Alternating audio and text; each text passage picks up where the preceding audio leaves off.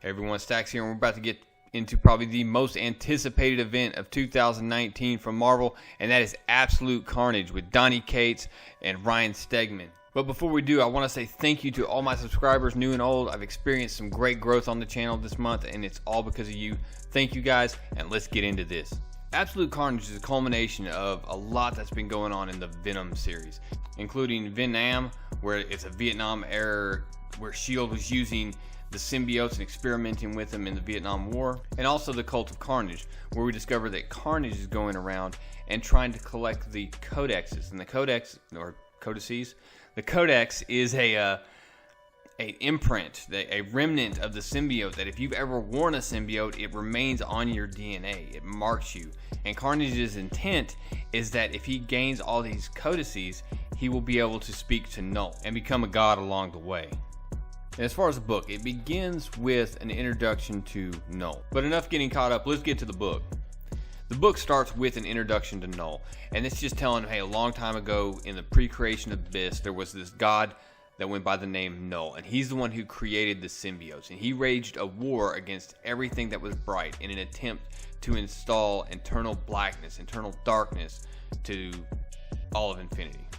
However, eventually his control of the symbiotes was shattered, and they turned on him and imprisoned him.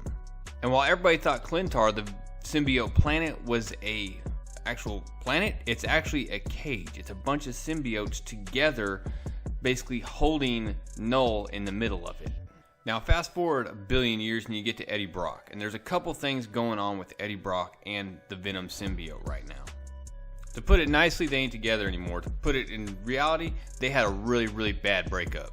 The breakup was so bad, in fact, that Eddie Brock ended up going to alternate dimension Reed Richards and asking him to remove the symbiote from him. Now what all led up to this is really messed up. The Venom symbiote basically over time has been manipulating Eddie Brock. We basically find out that because of the Venom symbiote's codependency to Eddie, that he lied to him. He told him that, hey, yeah, you're dying of cancer, when in fact Eddie wasn't dying of cancer. It was the symbiote manipulating Eddie's body so that it appeared that he was dying of cancer. And as bad as that sounds, it's not the worst of it. The worst of it is that the Venom symbiote messed with his mind and made him forget that he had a son. And what's revealed is that he actually had a son with Anna Wang. Out of fear for herself, out of fear for having become a symbiote, and fear out of Eddie Brock, she actually turned her son over to Eddie's father, with the promise that Eddie can never know. Well, what doesn't help here is his father is a complete abusive jerk, and when Eddie finds out that he's there, that it is his son, he goes and he takes him. However, his son doesn't know that Eddie Brock is his father yet. And just because Eddie Brock doesn't have enough going against him right now, he's been framed by Carnage for murdering a bunch of guards and people out on Riker Island. Regardless, he's gotten the gist of what's going on. He understands what it is that Carnage is trying to do, and he's trying to find somewhere safe for his son. That, of course, won't be near as easy as he hoped it would be, because his face is plastered everywhere. And not only that, as he looks behind him, he notices he's being followed, and he takes off. He makes a break for the subway. He gets down the escalators, he gets down to the platform, and as he arrives down there, right before the train gets there, Cletus Casidy pushes him from behind onto the train tracks. Suddenly, up on the platform, you have someone yelling, "Hold on, I'm here, I'm here." And right as the train arrives, Venom reaches down and covers him up and says, "Eddie, I'm here." And as Eddie's eyes change, he just says, "You." And as the Venom absorbs the entire impact of the train, he just says, "Us." Venom quickly bonds with Eddie and begins to tell him, "Look, I've been following you. I never left." And Venom tells him, "Look, I can feel you not fully bonding." And Eddie's just like, "I can't do this again. I'm not strong enough." And Venom tells him, "You have to be strong enough. We have to do this because he is coming." Now, being that Venom just derailed an entire train in the middle of New York, it drew some attention. The police are there. They draw down on him. They say, "Look, get down. You're coming with us. You're under arrest." But right as Venom gets the warning out that they just need to run, there's a huge explosion behind them, and right out of the smoke and flames marches a giant Carnage, just towering over Venom. And Venom is warning him. He says, Eddie, we need to be careful. Eddie, we have to be careful. He's dangerous. He's more dangerous than he's ever been. He's wearing the Grendel, the dragon that almost killed us. He's wearing it. I don't think we can win this. But Eddie Brock does what heroes do, and he goes into the fight, and he takes a shot right to the face. He's down on the ground saying, I've never been hit like that before. And Carnage just grabs his head and slams it into the dirt. As Eddie's laying on the ground, Venom's giving him the diagnostic saying, look, you've got a broken orbital socket, you got a brain hemorrhage, we have to run away from this. But Eddie is taking some Peter Parker level responsibility on Carnage. He says, this is my problem and I have to deal with it. And at that moment he looks up and he sees his son as Carnage stalks over, turns his hand to a blade, wraps his hands around Eddie's throat and goes for the kill. Eddie yells, burn, and grabs the third rail of the subway and sends a shock through both him and Carnage, ripping the symbiotes away from him. And while this may have hurt Carnage, it only slowed him down temporarily. Dylan breaks away from the cops. He runs out there, helps scoop Eddie up along with Venom, and they take off. They're on the run and they're heading to Eddie Brock's original destination. Venom has actually put Eddie asleep to try to help him heal faster. When they arrive, Eddie Brock tells him, hey, look, this is the bad idea I was telling you about earlier. They walk up the stairs, they knock on the door, and as soon as you see Randy Robertson, you know that Eddie Brock just went to go get the help of Peter Parker. Randy turns around, yells, Parker! And then you get this shot of Peter Parker looking back over his shoulder in front of the window in his infinite dopeness. Just, oh, it's going to be awesome. The story jumps ahead to Peter Parker and Eddie Brock sitting down at a cafe or a diner. They're talking, and Peter Parker's just kind of being a smart aleck. He's saying, hey, when did we start dealing with God-level power stuff? Not only that, I hate this symbiote stuff. Eddie is already fed up with it and tired of the quips, and Venom tells him to sit back down. We can't do this without him. Eventually, Dylan goes up to the counter so that Eddie and Peter can talk. And Peter jumps right to it. He's like, hey, you're Venom, and you're very casually walking around in custody of a small child. What is going on here? Explain. So Brock explains. It says, yeah, he's my son. And he's like, well, Peter tells him, he doesn't sound like he knows your son because he keeps calling you Eddie rather than Dad. And when Eddie explains it, you can tell it hits Peter right in the feels because he tells him, you need to tell him, growing up without your father or knowing how your father is, it's hard. But before Eddie could respond, there's something pops up on the news that grabs his attention, and it's a mass gravesite found. And what this gravesite is in the symbol of Knull, and in the middle of it, all these bodies. And it's a bunch of individuals that have worn a symbiote before, including, and just like what happened in the Web of Carnage, all the spines have been removed. Even General Thunderbolt Ross, who was recently allegedly killed by Captain America, has been identified. Well, because it is a restaurant, one of the guys that works there actually turns off the TV and says, hey man, people are trying to eat here. And Eddie freaks out. He's like, turn it back on, tell them now. And Eddie's freaking out though. He's saying, don't you see it?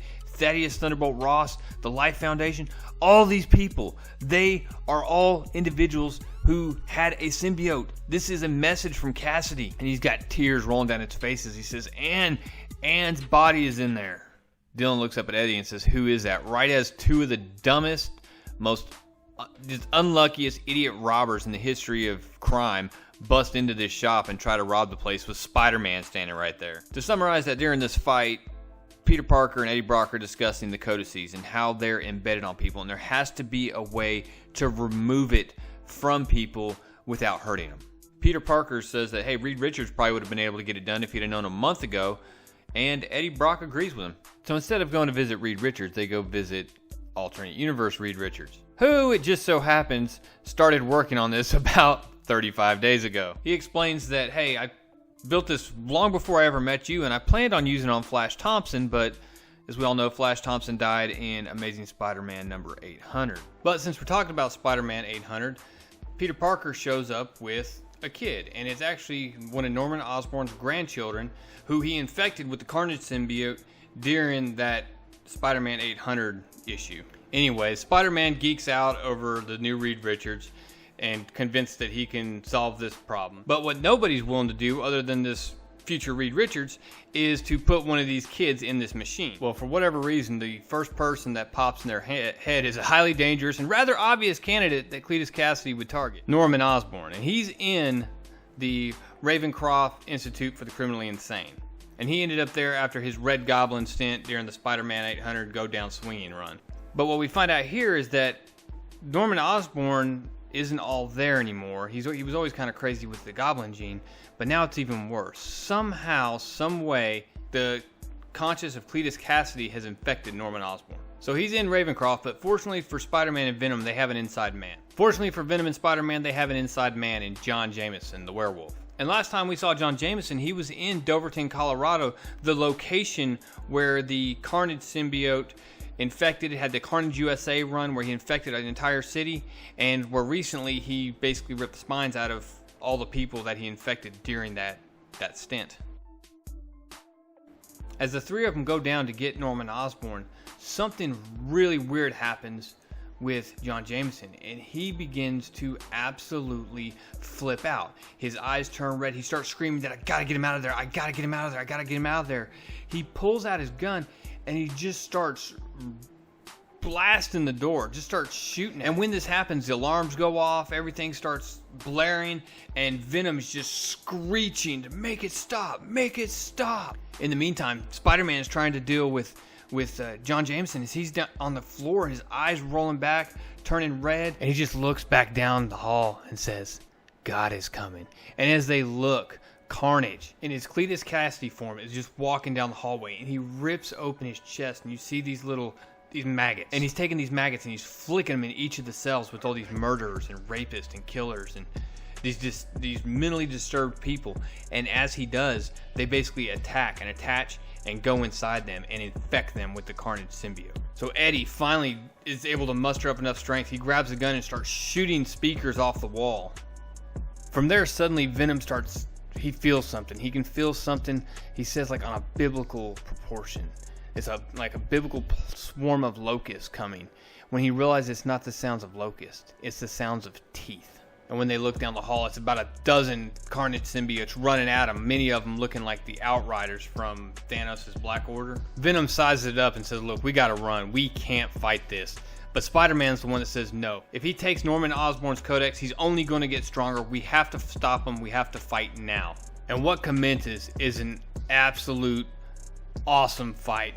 Venom, Spider-Man, just throwing down old school style versus these Carnage symbiotes. And right as Peter Parker starts to piece together a plan to spray turn the sprinklers on in the facility, spray everyone, and then electrocute it, knowing that hurts the Carnage symbiote, right as he makes his move to do it, Carnage grabs him and says, hello again, little bug. And he absolutely just smashes Spider-Man through the door where Norman Osborn is being held. Norman Osborn at this point is definitely much more Cletus Kasady than Norman Osborn. Immediately looks down at Spider-Man, greets him for showing up, and then takes a swipe at him with a piece of glass or sharp object of some kind. He misses, and Venom quickly shows up and explains to him with a foot to the face that, hey, look, you idiot, we're here trying to save you. But with that madness going on outside, the only thing Venom can do is grab and slam the door shut and hold it. And Spider-Man looks down at Norman knocked out there and says, Eddie, what are you doing? We have to get him out of... And Venom's like, look, I'll hold the door, you get us out of here. And it's like, what? How? We're trapped in a prison with 3 feet of concrete walls on all sides of us. And Venom just looks at him and says, don't be clever right now, be strong. And in an epic team-up moment, Spider-Man whips his hands, puts some webbing on like boxing gloves, and just starts pounding through the wall, just beating, just shot by shot, just pounding his way through 3 feet of concrete. And finally, Carnage shows up and blasts Eddie away from the door, knocking him through the rest of the concrete. And as they do, Norman's laying there. Carnage grabs him, and Peter yells, please, don't kill him. But Carnage looks back at him and laughs and says, kill him? I didn't pay attention, little bug. I didn't come here to kill. I came here to make friends. And he converts Norman Osborn again into one of the Carnage symbiotes. Now, I don't know if he still has the Green Goblin inside of him, if that's still post episode 800 if he still has the Green Goblin. I believe he does. If he does, then Carnage just raised a huge ally in this fight to reclaim all these individuals that have held the symbiote before. But when you go looking at the symbiote and everybody that has it, I mean, that's Wolverine, Spiderman, of course, Hulk, Captain America, Iron Man. That list is long of individuals who have touched a symbiote before. So this is going to get really interesting really fast. As far as my review of this book, I absolutely loved it. I know it was a $7.99 book, but it was, how many pages was it? It's 50-something pages. This thing of actual art. Take out the advertisements, take out the other stuff, and you still have over 50 pages of art. You had 3 storylines within this, basically. You had the initial one with Eddie Brock and re-emerging with Venom and fighting Carnage initially. You have him going to meet up with Spider-Man, and then you have the part at the end where they're going in and actually trying to free Norman Osborn. Some people are going to balk at the price tag, but I'm telling you, this was worth it. Ryan Stegman and Donny Cates, they were made to work together. They're a great team. They deliver a great visual story. The biggest compliment you can give a book is that you're ready for the next issue and you're ready for it right now. And that's how I felt at the end of this book. I am ready to pick up Absolute Carnage #2, see what these tie-ins are. I hope the tie-ins aren't cheesy. I hope they're really good. But we'll wait and see. Guys, as far as this book, definitely recommend. Go pick it up. There's so many variants out there on this one. You will definitely find a cover you like. I am saying that slightly tongue-in-cheek, but guys, it is what it is right now. That's a different video. But guys, that's all I got. Thanks for watching. Make sure you're subscribed, leave a like, and of course comment below. Guys, I appreciate you watching. Real Comic Stacks out.